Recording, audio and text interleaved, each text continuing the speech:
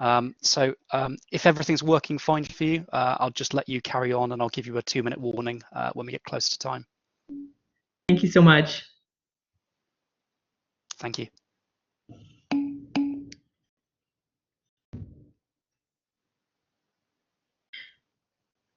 Okay, hi. So thank you so much for giving us the opportunity to speak today about a program that was developed first at the University of Calgary and also then implemented at the University of Guelph and now at the University of Windsor. So I'm pretty excited to be here today to talk with you about program SAGES. And program SAGES is a program that was created to help graduate students in STEM develop their teaching practices.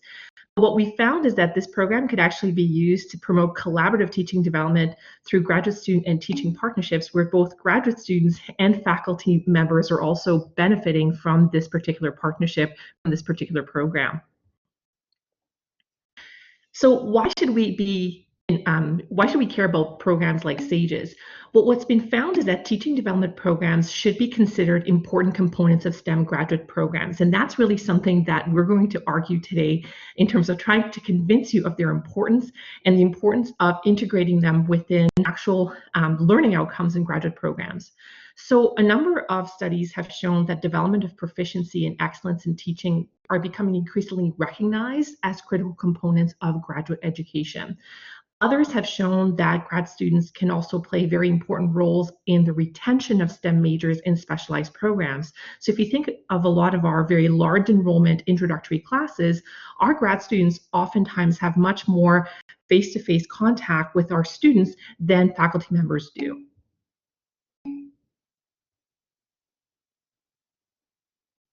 So what's already known about the effects of teaching development programs?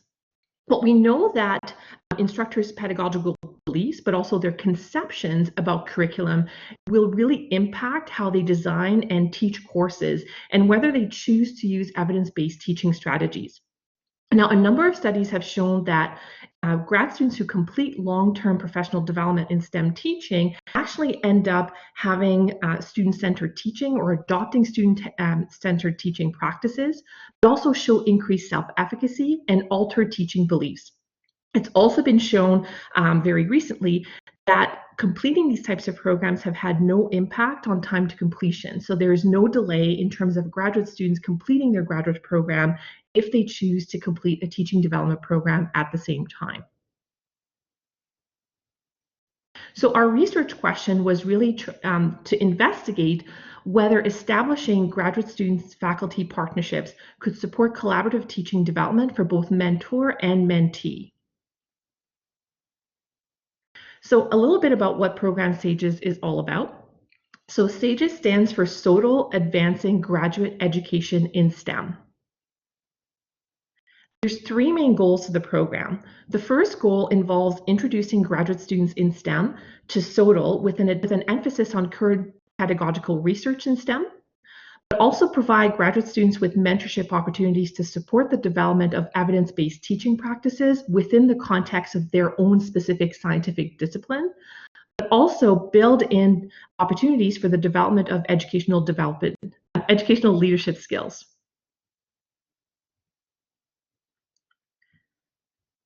So there's 4 key elements to program SAGES. The first key element is providing students with authentic teaching opportunities. These opportunities are made possible through mentorship, and these are mentorship relationships that are built between a graduate student in STEM and an academic staff member. There's also formal pedagogy training. So the program involves one course that's credit-based that is dedicated to overseeing or exploring pedagogy in SoTL. There's also a peer network, so that what we're doing is through the program, we're ensuring that there's a cohort experience. So there's a group of graduate students that are completing the program at the same time. They're also working together, providing one another with peer observations and feedback throughout the duration of the program. We want to share with you a little bit about how we have implemented the program at a number of different institutions. And I'll pass it on to my colleague, John, so that he can describe what he's done at the University of Guelph. Great, thanks, Isabelle. Well, we had an opportunity at Guelph this past summer to put on the SAGES program, and part of the impetus for that was that our research labs were all shut down. And so our graduate students in the biological sciences weren't able to go into the lab or go into the field. And at the same time, we were converting courses from traditional delivery to remote delivery. And so this was seen as a good time to put on a program like this so that our students could support faculty and introduce new techniques and new methods so that we could have a successful remote delivery here in the fall. So it's pretty simple. We recruited some students. We had 18 at the beginning, and we ended up with 16. And then we recruited mentors who had units that needed to be redesigned. And then we put together a course based on the SAGES program that Isabelle initiated, where we had 5 lectures of theory, and we had 2 mini lesson cycles for those of you who know about or have done the instructional skills workshop. So students got some experience doing online teaching. And then they put together lesson plans and so on for a unit redesign. And right now, this semester, our students are going through their practica. And so Isabelle's going to tell you about the kind of feedback they're going to get from that. We give them that feedback. They do some self-reflection. And then we are also in the process right now here at Guelph of getting feedback from our mentors. And all of that then just builds this excitement for this program. The mentors who've done it are very positive about it, the students also, and that just feeds back so that next summer we can start recruiting again. And I think we're in a really good cycle now. I'll turn it back over to Isabelle. Thanks, John. So I'll tell you a little bit about the implementation of SAGES at both the University of Calgary and the University of Windsor, which is fairly similar. So we start off with a competitive application process where we ask our students to apply to be part of the program. The program is getting fairly competitive and fairly popular. We're typically getting over 100 applications for about 30 spots. So the program consists of 2 credit courses. So the first course that's offered in the fall term, which explores the theory of SoTL. And then the second course in the winter semester is where they complete their practicum, where they're asked to redesign, teach, and evaluate 1 unit in a course in their discipline.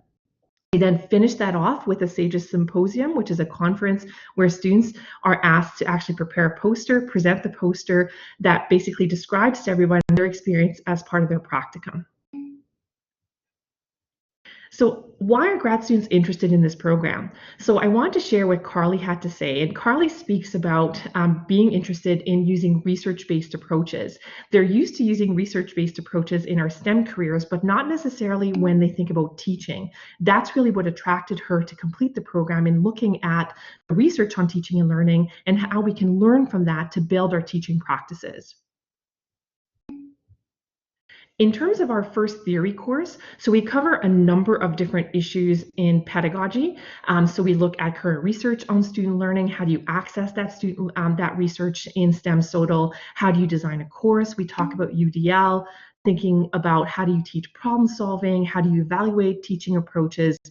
How do you engage students? How do you assess students? The capstone of that particular course is essentially writing a teaching philosophy statement and preparing a teaching portfolio. In the second course, which is the practicum, so each of our scholars, each of our students is going to be asked to select a course in their disciplinary context, select a mentor that will work with them to redesign, deliver, and assess 1 unit in the course. And 1 unit is equivalent to 3 50-minute classes. We've limited it to 3 so that students can take the time to really think through the process of design, but also giving them time for self-reflection at the end of that teaching practicum.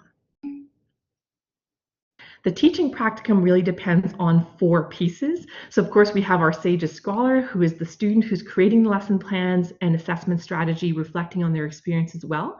We have the faculty mentor, who is sharing their experience with their mentee, providing feedback on the lesson plans, but also the assessment strategy.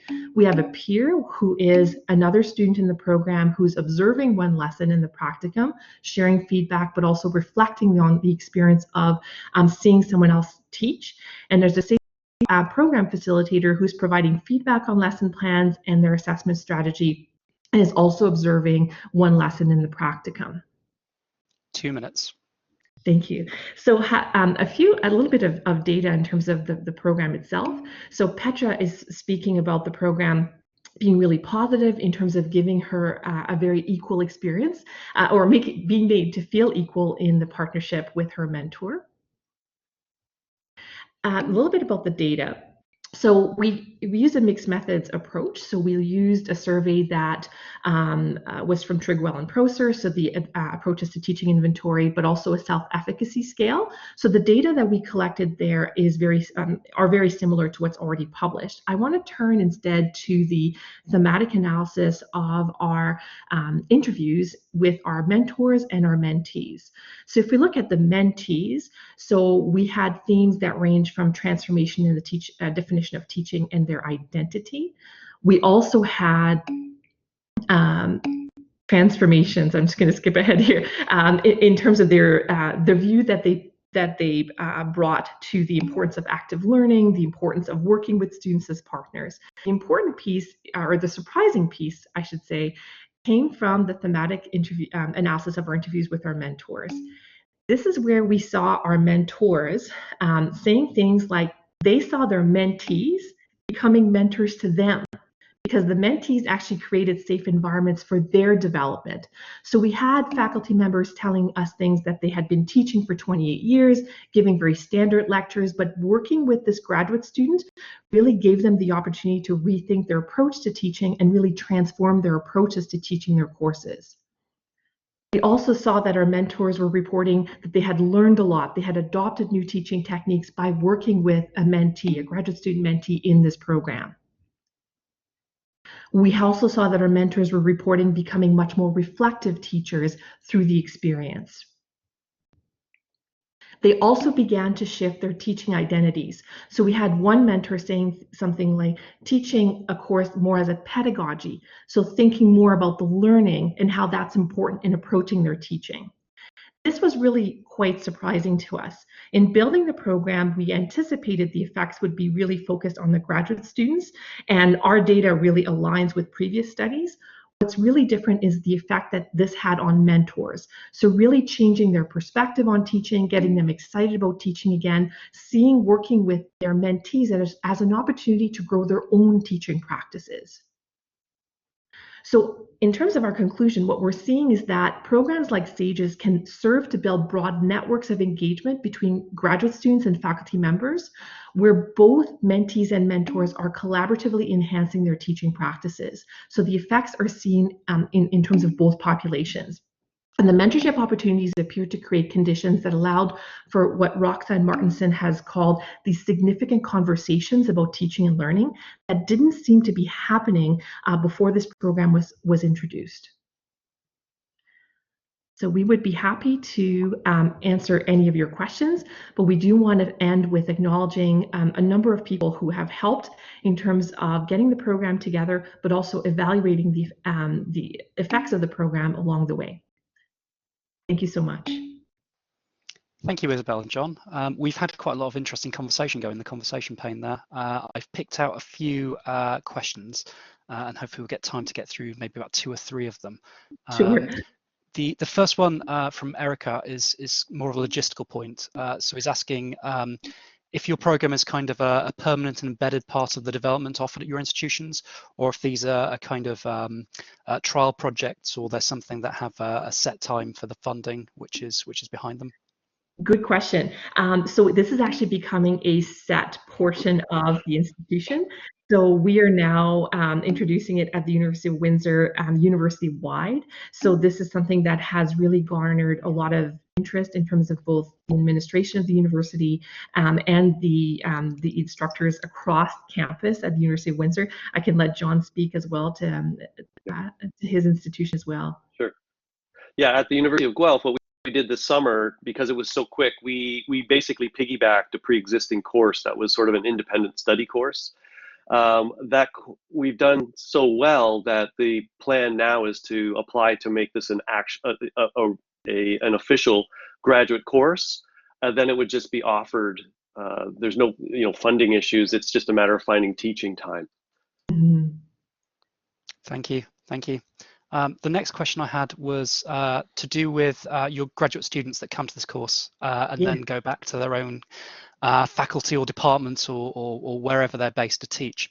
And the person posting this comment noted that sometimes on their programs they have difficulties when people come to their program and find out these lovely things about teaching and come up with great ideas, but then go back to their own area and find it quite demoralizing because their colleagues and managers just tell them to teach didactically in really kind of a flat way.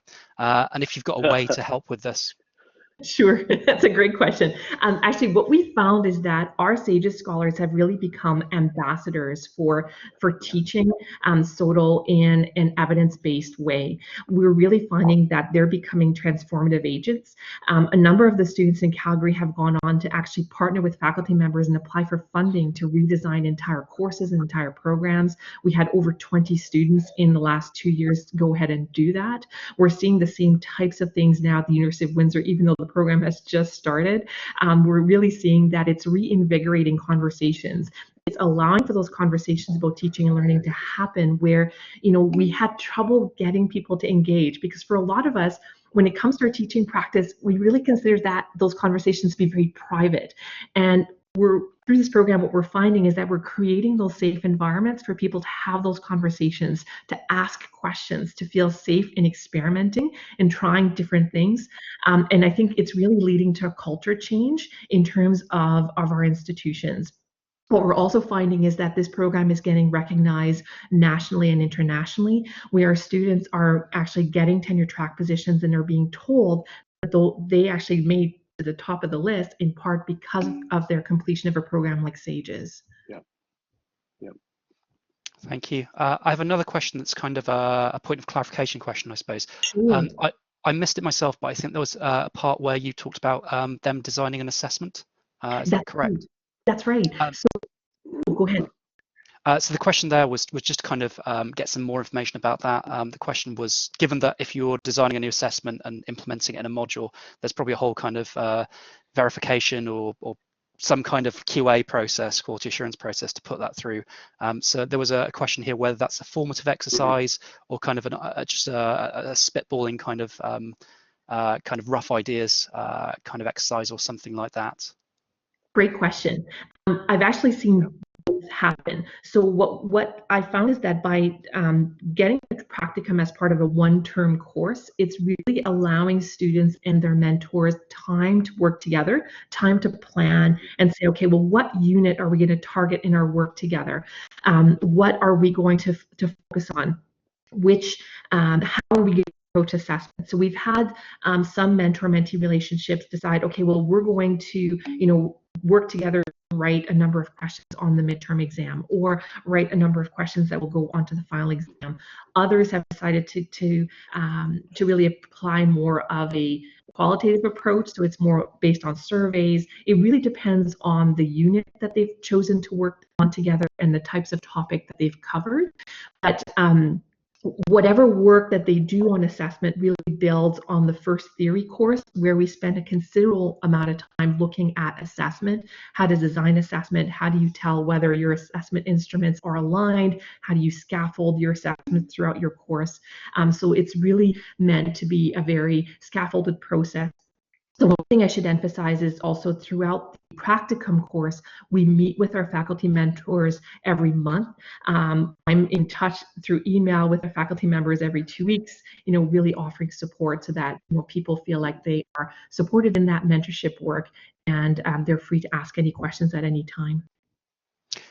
Building off that last part there, actually, there was a question that came to me through a private message asking about the kind of mentor-mentee relationship. And specifically, it was kind of wondering about the kind of guidance and the kind of training, I suppose you might call it, that you give to mentors, and whether you leave that quite open and flexible for them allowed to build that rapport and figure out the ways that they want to have that kind of meeting and that interaction, or whether you give them more structure and kind of points of order to kind of follow through in their meetings, that are in their interactions. Excellent question. So what we do is we have a document that's prepared that we give to our students. And it's a document that they can send to prospective faculty mentors as they are starting those conversations. So we ask our students to start looking for a mentor at the second end of the fall term. And basically, it's a guide that they can share with their mentors, telling them a little bit about the program and time commitments, because that's one of the important questions we get a fair bit. But in terms of building those relationships, we really give the freedom to do so to our students. What we found is that about 50% of our students tend to pick their graduate supervisor. The other half tends to pick either someone that they have TA'd for, or they've taken a course with at some point in the past. So it's a bit of a 50-50 split. Once those selections are done, I meet with all of the mentors individually just to give them a little bit more background about what's involved in being a mentor and the types of things they should look for. So we have a bit of a booklet that helps mentors with, what types of check-ins they should be doing, the types of questions they should be asking, and we just really give them a lot of resources and encourage them to really reach out to us at any point with any questions or concerns. Thank you, Isabelle. John, that was really thorough with your presentation and your answers. Thank you. Thank you. I'm wondering if I could just ask everyone, I've been a bit sloppy with asking for rounds of applause, but if everyone could just quickly give a quick round of applause using your emoji of choice in the kind of chat pane, just to thank all three groups of our speakers. So I think 5 speakers in total. Thank you all. That's